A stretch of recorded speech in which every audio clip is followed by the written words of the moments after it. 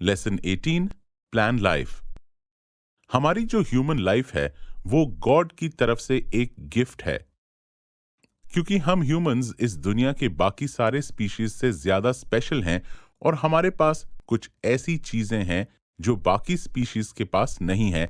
जैसे कि इंसानों के पास ये खास क्वालिटी होती है कि वो विजुअलाइज कर सकते हैं, प्लानिंग कर सकते हैं, और ऐसी कई सारी एबिलिटीज हैं जो दूसरी स्पीशीज के पास नहीं है। लेकिन क्वेश्चन ये है कि क्या हमें अपनी लाइफ प्लान करनी चाहिए या फिर लाइफ हमें जहां ले जाती है हमें उसके साथ चलना चाहिए। ऑथर कहते हैं कि हमें दोनों के बीच में बैलेंस रखना चाहिए। चाणक्य भी प्लानिंग को बहुत ज्यादा इंपॉर्टेंट मानते थे। उन्होंने अर्थशास्त्र में कहा है, and I quote, the law laid down in the वैदिक लोर tradition is beneficial as it prescribes the respective duties of the four stages of life. Unquote. अर्थशास्त्र में चाणक्य ने हमारी लाइफ को 4 स्टेजेस में डिवाइड कर दिया है और हमें क्लियरली बता दिया है कि लाइफ के हर फेज में हमें क्या करना है। लेट्स से कि अगर एक पर्सन 100 साल के लिए जीता है तो हर स्टेज 25 इयर्स का होगा और हर एक स्टेज में क्या करना है वो ऑथर ने हमें बताया है। Stage 1 student life. इन 4 पार्ट्स में से फर्स्ट पार्ट है स्टूडेंट लाइफ। इस पार्ट में हमें दुनिया का सामना करने के लिए और हर चीज के लिए ट्रेन किया जाता है और इसीलिए हमारे जो एंशिएंट टीचर्स थे इंक्लूडिंग चाणक्य, उन्होंने हमारे लिए एक बहुत अच्छा एजुकेशन सिस्टम बनाया था और उस सिस्टम के बेस पर ही आज के एजुकेशन सिस्टम बने हैं।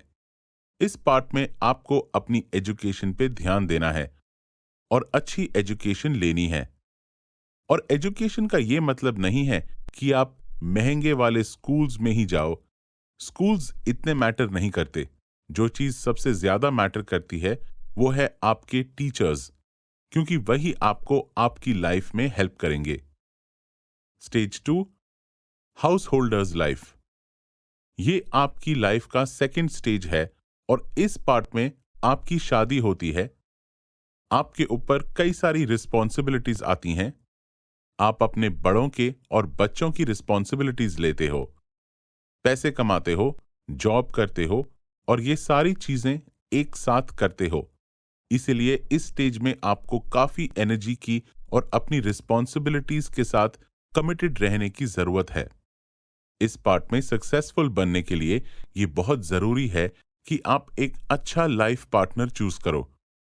अगर आपकी वाइफ या हस्बैंड आपके दोस्तों की तरह है तो फिर आपकी लाइफ इस स्टेज में काफी अच्छी रहेगी। बट ये बात याद रखना कि अपनी लाइफ के इस स्टेज में आपको अपना मोर देन 100% देना है। आपको एक कमिटेड पार्टनर बनना होगा, अपने बड़ों का ध्यान रखना होगा, अपने बच्चों को एजुकेशन देनी होगी और उन्हें चैलेंजेस के लिए तैयार करना होगा। Stage 3 retired. ये वो टाइम है जब आप रिटायर हो चुके होंगे और आपके बच्चों की शादी हो जाती है और वो अपनी रिस्पॉन्सिबिलिटीज लेते हैं। ये आपकी लाइफ का वो पार्ट है जब आप थोड़े रिलैक्स हो जाते हो। इस पार्ट में आपका ये काम है कि आप अपने बच्चों को उनकी लाइफ में बड़ा होते हुए देखो और अपने ग्रैंड चिल्ड्रन के साथ टाइम स्पेंड करो और जब भी उन्हें आपकी नीड हो तो अपनी विजडम यूज करके उन्हें उनकी लाइफ में हेल्प करो। बट हां, ये बात याद रखना कि आपको सिर्फ हेल्प करनी है, दूसरों की लाइफ में इंटरफियर नहीं करना। Stage 4 monk. ये आपकी लाइफ का लास्ट स्टेज है जिसे सन्यास या फिर परिव्रजका आश्रम भी कहते हैं। जब एक इंसान इस स्टेज में आता है तो वो सारे लोगों से अलग हो जाता है, इवन फैमिली मेंबर्स के साथ भी कांटेक्ट नहीं रखता। इस स्टेज में एक इंसान मॉन्क बन जाता है, वो भी एक गुरु की गाइडेंस में, और इसका रीजन होता है गॉड को याद करना और उसे रियलाइज करना, फील करना। इस स्टेज का यूज हम अपनी स्पिरिचुअल डेवलपमेंट के लिए भी कर सकते हैं। इस स्टेज में हम बिना किसी अनफुलफिल्ड डिजायर, मतलब कोई ऐसी ख्वाहिश जो पूरी नहीं हुई हो, या फिर हमारी लाइफ का कोई रिग्रेट, मतलब ऐसी चीज जिस पे हमें अफसोस हो, तो इस स्टेज में हम बिना किसी अनफुलफिल्ड डिजायर या फिर रिग्रेट के इस दुनिया से जाने के लिए तैयार होते हैं। एट लास्ट, ऑथर हमें इस लेसन में कहते हैं कि हमें स्टीफन कवी की एडवाइस फॉलो करनी चाहिए। जैसे स्टीफन कवी ने अपनी एक बुक में कहा है कि begin with the and in mind.